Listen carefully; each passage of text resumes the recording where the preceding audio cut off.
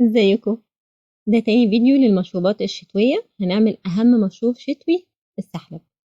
وبصراحة السحلب يعني مشروب بسيط جدا لدرجة يعني ما كانش مستاهل أصلا إن احنا نعمل له فيديو. بس أنا عملت الفيديو ده علشان يعني أكتر من سبب. أولا لأن في ناس ستيل رغم إن السحلب بسيط خالص لسه برضه ما بتبقاش قادرة تظبط القوام بتاعه قوي. يا إما بيطلع معاهم خفيف خالص أو بيطلع تقيل جدا زي المهلبية. فأنا هقول لكم على المقادير اللي أنا بستخدمها تملي للسحلب، وكمان شوية الإضافات اللي أنا بحب إن أنا أضيفها له تملي. كمان هنعمله بأكتر من نكهة، ودي بصراحة كانت أول مرة أجرب السحلب بنكهات.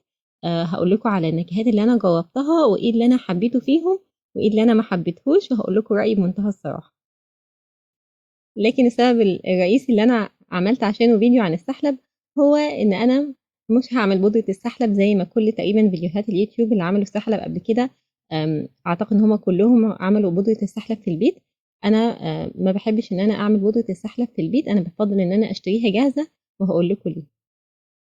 لأن البديل اللي بيتعمل في أغلب الفيديوهات دي هي بديل عن بودرة السحلب اللي في السوبر ماركت اللي احنا بنشتريها جاهزة يعني، واللي هي نفسها بديل عن بودرة السحلب الطبيعية.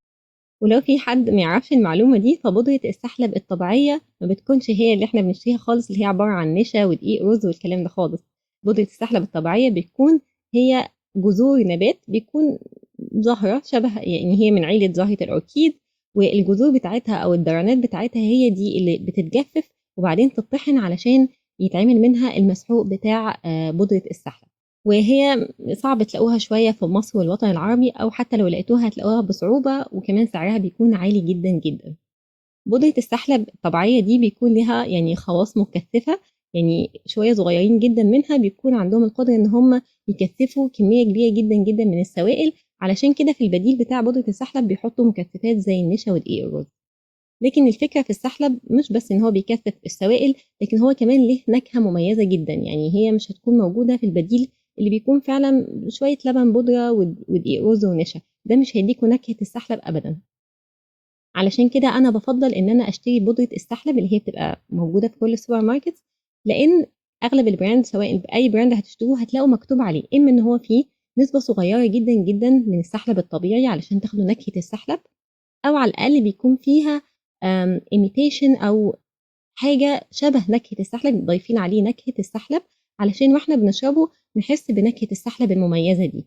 لكن ده مش هناخده أبدا أبدا لو عملنا البديل اللي هو زي ما قلت لكم مكوناته مش هتديكوا الطعم ده، هي هتديكوا قوام طعم مهلبية، هو مش سحلب خالص. فأنا أنصحكم إن انتوا تشتروا بودرة السحلب جاهز، ما تحاولوش إن انتوا تعملوها في البيت لأن النتيجة مش هتكون مرضية أبدا. بلس إن كل حاجة تقريبا دلوقتي بقى سعرها مرتفع جدا، فما فيش داعي إن احنا نعمل حاجة في البيت لو نتيجتها مش هتكون كويسة. ولو بعد كل رغي ده لسه حد معايا مستمر في الفيديو، فيلا بقى نبتدي نعمل السحلب. طبعا أكتر حاجة وأحلى حاجة مميزة في السحلب هي المكسرات. أنا هنا مستخدمة ميكس من كذا نوع من أنواع المكسرات، استخدموا اللي انتوا تحبوه، حتى لو فول سوداني، بجد الفول السوداني من أحلى الحاجات اللي في الدنيا. اعملوها بس طبقة فلات كده ما تبقاش متكومة فوق بعضها، وهندخلها الفرن على درجة حرارة 150 لمدة 15 دقيقة لغاية ما يتحمصوا. وبعد كده بطلعهم لغاية ما يكونوا بردوا، ببتدي أجرشهم خشن علشان أبتدي أستخدمهم بعد كده في السحلب. بالنسبة للمقادير بقى بتاعة السحلب، فأنا هنا مستخدمة لبن حليب، لبن عادي يعني. لكن لو في أي حد عنده مشكلة مع منتجات الألبان، فممكن يستبدل اللبن الحليب بأي نوع من أنواع الألبان اللي هي الفيجن، زي لبن اللوز، لبن جوز الهند، لبن الكاجو. أي حاجة من الحاجات دي هتكون ممتازة، لكن أنا هنا مستخدمة لبن حليب. لنص لتر أو نص كيلو من اللبن الحليب مستخدمة بالظبط من 40 ل 45 جرام من بودرة السحلب الجاهزة. هما بالمعالق بالظبط بيكونوا 3 معالق ونص لنص لتر من اللبن. وعليهم هضيف 35 جرام من السكر أو معلقتين ونص كبيرة بس من السكر. وما تفتكروش إن كمية السكر دي هتكون قليلة، بالعكس يعني السكر هيكون مظبوط جدا جدا. جربوها بنسبة سكر قليلة، ولو انتوا حبيتوا بعد كده ان انتوا تضيفوا سكر، دي حاجة ترجع لذوق. أنا كمان باحب إن أنا أضيف على السحلب جوز هند. ده جوز هند عادي يعني حوالي معلقتين كبار. أنا في العادي باحب إن أنا أحمّص جوز الهند، يعني باحطه في طاسة كده من غير أي حاجة، أو حتى بادخّله الميكروويف لغاية ما يكون لونه بني كده حلو وباستخدمه. أنا المرّة دي بصراحة كسّلت واستخدمته زي ما هو، بس بصراحة لمّا بيتحمّص بيكون طعمه أحلى. فلو حابين إن أنتم تحمّصوا جوز الهند يعني حمّصوا جوز الهند. وكل حاجة لسه عندي على البارد، أنا ما شغّلتش النار ولا أي حاجة.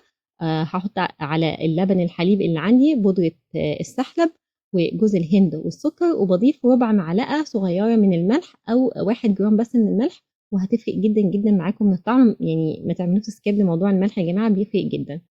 وطبعًا أكتر حاجة باحبها في الدنيا الفانيلا الطبيعي، ضِفت برضه حوالي ربع معلقة صغيرة من الفانيلا الطبيعي، وشوية ده cranberry، يعني ممكن تستخدموا أي فواكه مجففة أو حتى زبيب لو حبيتوا، أي حاجة يعني تحبوها. أنا باحب الcranberry جدًا، فحطيت شوية من الcranberry، وهاقلِّب بقى كل حاجة على البارد لغاية ما يختلطوا، وبعدين هاشغّل النار على درجة حرارة وسط، مش عايزة درجة الحرارة تكون عالية أبدًا، وهافضل أقلِّب. يعني ما تروحوش بقى في أي حتة في المرحلة دي، افضلوا قلِّبوا، وهتلاقوا إن هو مع التقليب ولإن already في مكثفات بتكون موجودة في البودرة دي، فهتلاقوا القوام عندكم تقِل.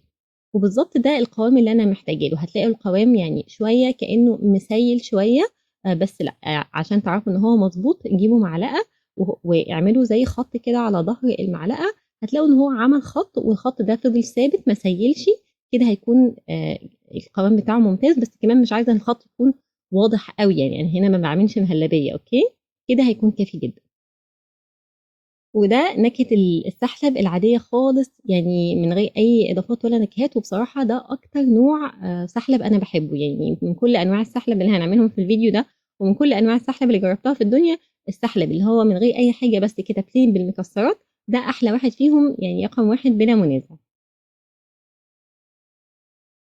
تاني نكهة جرّبتها من السحلب كانت السحلب بالفستق، ونكهة المكسرات أو طعم المكسرات من أكتر الحاجات اللي بتليق جدًا، جدًا على السحلب. فأنا هنا استخدمت زبدة الفستق، ودي زبدة فستق أنا عاملاها في البيت. لو حابين إن أنا أعمل لكم الطريقة في فيديو اكتبوا لي في الcomments تحت، بس هي already موجودة في كل السوبر ماركتس يعني متوفرة. أنا ضِفت حوالي لنُص لربع لتر من اللبن، ضِفت حوالي معلقتين كبار من زبدة الفستق. أو ممكن تستبدلوها كمان بأي زبدة مكسرات، يعني زبدة اللي هي الpeanut butter اللي هي زبدة الفول السوداني، زبدة اللوز، زبدة كاجو، أي زبدة مكسرات يعني هتكون لايقة مع السحلب، لإن هو بيليق جدًا مع طعم المكسرات. ولإن زبدة الفستق هتكثف لي قوام السحلب شوية، فأنا قللت نسبة السحلب اللي أنا حطيتها من 45 جرام في اللي هو بالفانيليا ل40 جرام بس، يعني 3 معالق بس بدل 3 معالق ونُص، لإن زبدة المكسرات هتكثف لي القوام شوية. وحافظت على طبعًا نسبة السكر ما فيش مشكلة، لكن كمان ما حطيتش جوز هند هنا، لإني ما حسيتش إن جوز الهند هيكون matching أوي مع طعم الفستق. وده كان تاني نوع حبيته بعد اللي هو اللي بالفانيليا، وغالبًا ده هاعمله تاني، حبيته فهاعمله تاني. رقم 2 حبيته بعد الفانيليا هو اللي بالفستق. تالت نكهة قررت إن أنا أستعملها مع السحلب كانت السحلب بزبدة اللوتس أو بسكوت الspaculas أو البسكوت البسكوف. وبسكوت البسكوف already بيكون فيه نكهة قرفة، وأنا باحب زبدة اللوتس جدًا، جدًا، جدًا، فعشان كده قررت إن أنا أعمل السحلب بيها. أنا تقريبًا المقادير اللي استخدمتها كانت لكل كوباية أو كل serving يعني كل فرد، حطيت معلقة ونُص كبيرة من زبدة اللوتس، والكمية دي كانت كافية إن هي تكثف لي القوام زيادة، فقللوا كمية السحلب شوية علشان ما يطلعش عندكم كثيف بزيادة. وعلى الرغم إن كمية اللوتس اللي أنا حطيتها كانت كمية معقولة جدًا، إلا إن أنا فضلت حاسة أكتر حاجة بطعم السحلب هو اللي overpowering، وأكتر حاجة حاسة بطعمها. ما حسيتش أبدًا إن زبدة اللوتس بطعمها في السحلب.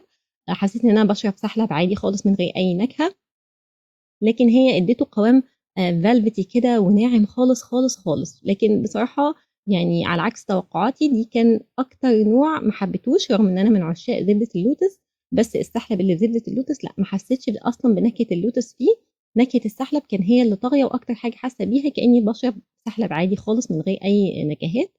لكن جربوها يمكن أنتم تحبوها.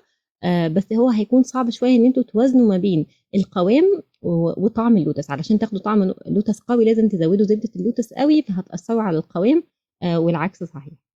وبالنسبة للسحلب اللي بزبدة اللوتس، أنا هنا ما ضفتش جوز الهند خالص، وقللت كمية السكر جدًا، لإن زبدة اللوتس already مسكّرة، يعني فيها كمية سكر كافية، فقللت السكر خالص، يعني رشة سكر صغنطوطة، وكان سكر بني مش أبيض. وكمان ضفت رشة من القرفة، لإن بسكوت اللوتس already بيكون فيه نكهة قرفة، فهيكون القرفة لايقة عليه خالص.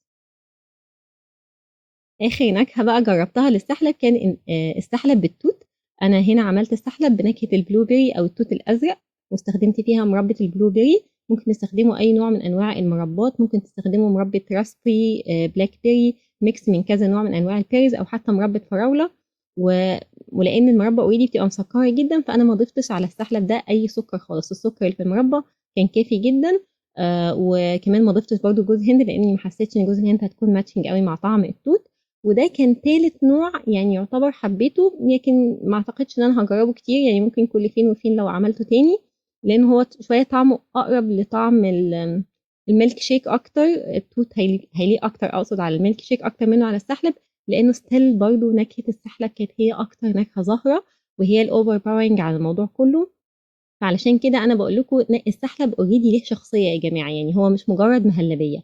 فالبديل اللي هو بيتعمل في كل الفيديوهات ده مش هيديكوا نكهه السحلب اللي انتوا حابينها. فعلشان كده انا زي ما قلت لكم بنصحكم ان انتوا تشتروا البودره الجاهزه، ما تعملوهاش في البيت. دي كان كل النكهات اللي احنا عملناها بقى في الفيديو ده، وزي ما قلت لكم دول الحاجات اللي انا حبيتها وايه اللي ما حبيتهاش فيهم. جربوهم، او جربوا حتى نكهات تانية، ممكن مثلا اسبريسو، تضيفوا اسبريسو، تضيفوا شوكولاته، وقولي لي رايكم لو جربتوهم. وبس كده، ده كان الفيديو بتاعنا النهارده. اتمنى ان انتوا ما تكونش طولت عليكم، وميرسي لكم كلكم، واشوفكم في فيديو جديد.